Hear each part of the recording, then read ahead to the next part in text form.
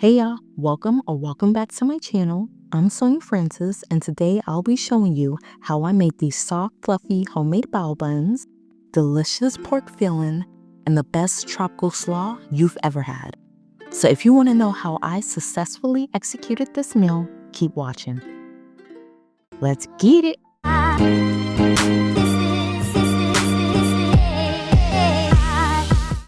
Okay, I have my standard mixer with my dough hook attached, and I'm starting off with 3/4 cup of warm whole milk.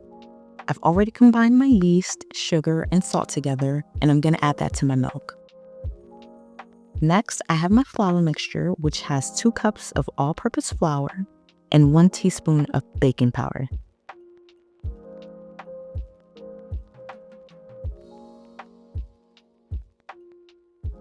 And finally, I add 2 tablespoons of vegetable oil. Just a side note, the full recipe will be in the description box below. Okay, now I'm gonna let my mixer take over and knead the dough on low speed for about 8 minutes.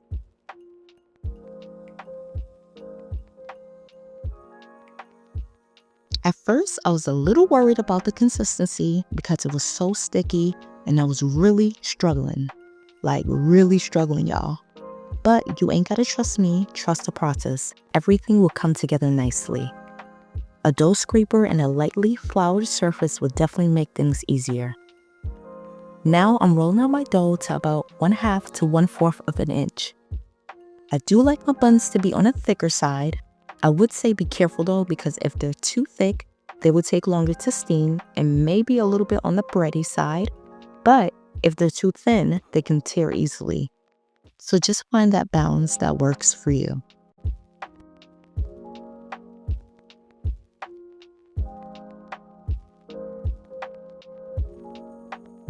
Next, I'm taking a 3 1/4 inch cookie cutter to cut out the shape for the bao buns.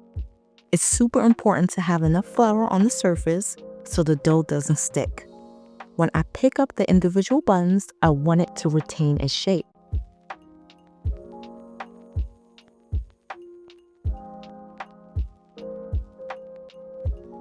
I repeat the same steps for the rest of the dough. I pre-cut some parchment paper for the buns, and now I'm brushing on some oil so when I fold the buns in half, they won't stick to each other.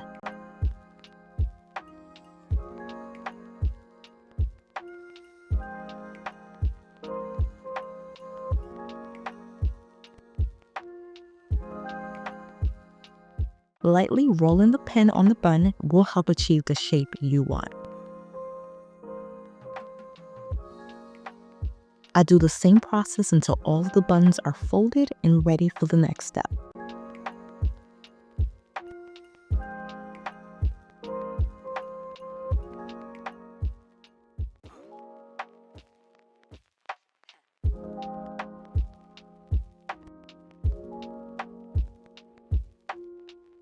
There's one final thing you have to do before these bad boys are ready, and that is to let them rise, okay?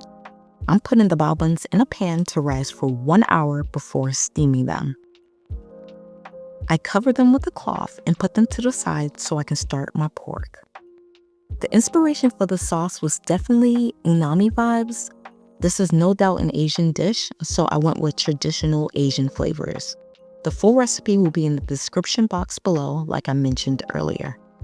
I have some spicy miso sauce, soy sauce, rice wine vinegar, honey, and ground allspice. I wanted a spicy, sweet sauce to go with the pork belly I'll be using.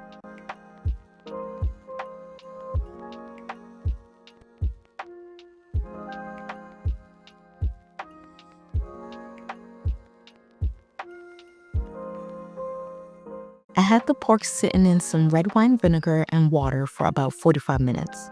Now I'm pan searing them to get somewhat of a crispy outer shell.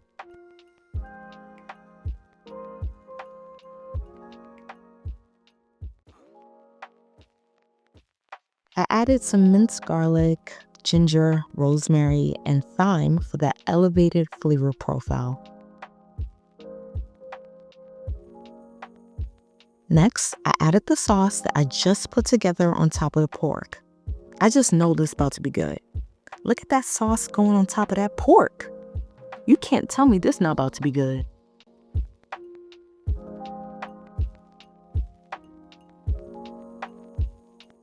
And to seal the deal, I poured about 2.5 cups of water on top. The key here is to let this boil down for an hour and a half. Now we're on to the tropical slaw. Most of this is just cutting up the vegetables and fruits like the cabbage, carrots, onions, mango, and pineapples. So I'm just gonna let this play through and check back in when it's time to add the sauce.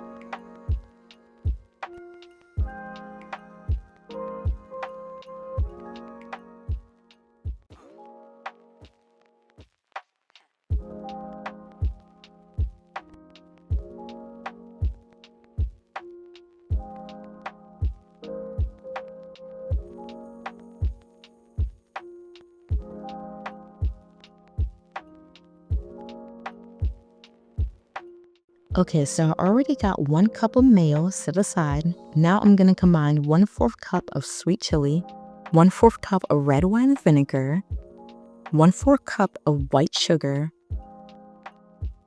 and 1/2 tablespoon of Dijon mustard. Whisk until everything comes together, because it's gonna be looking kind of funny when you start, but your goal is to make sure everything is thoroughly combined.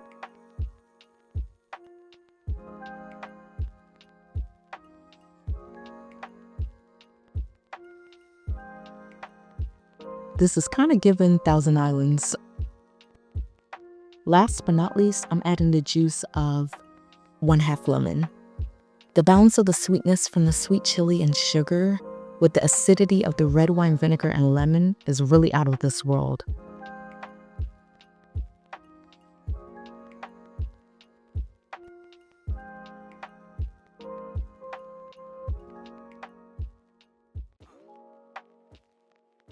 I only poured about 1/2 of the sauce into the cabbage, only because I don't want the slaw to be super wet.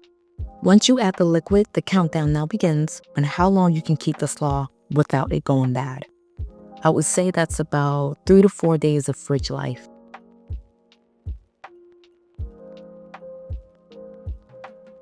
Now this step is completely optional, but I promise you won't regret it. Add the cran raisins. They're such a vital ingredient in this slaw.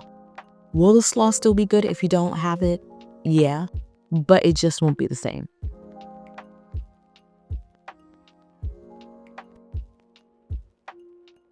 This slaw looks so festive and so refreshing. I'm telling you, it's really good. So now that the slaw is done, I'm checking on my pork. They're almost there, but not quite. They look so good, especially in that sauce. At this point, my heat is on low and I'm flipping them, then leaving it on for an additional 15 to 20 minutes.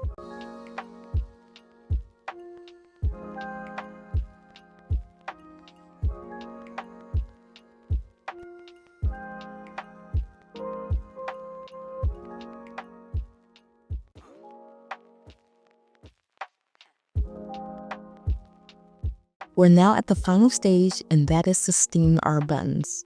Don't they look so fluffy and soft? Oh my gosh, I really wasn't prepared for how great these turned out. This is exactly how you want your steamer to be set up, hot and ready. I got this 10-inch bamboo steamer from Amazon, and I'll link all the tools I used in this video in the description box below, so make sure you check them out. I can fit 3 buns in here without overcrowding them, and I'm gonna steam these buns for about 15 minutes. Once they're done steaming, turn off the stove and allow them to rest for 5 minutes before lifting the lid. This is how the buns turned out. They should look plump, smooth, and have a slight shine to them.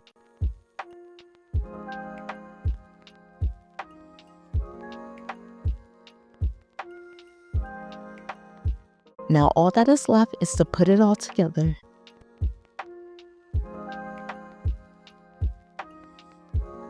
You'll add your pork first and then add the slaw.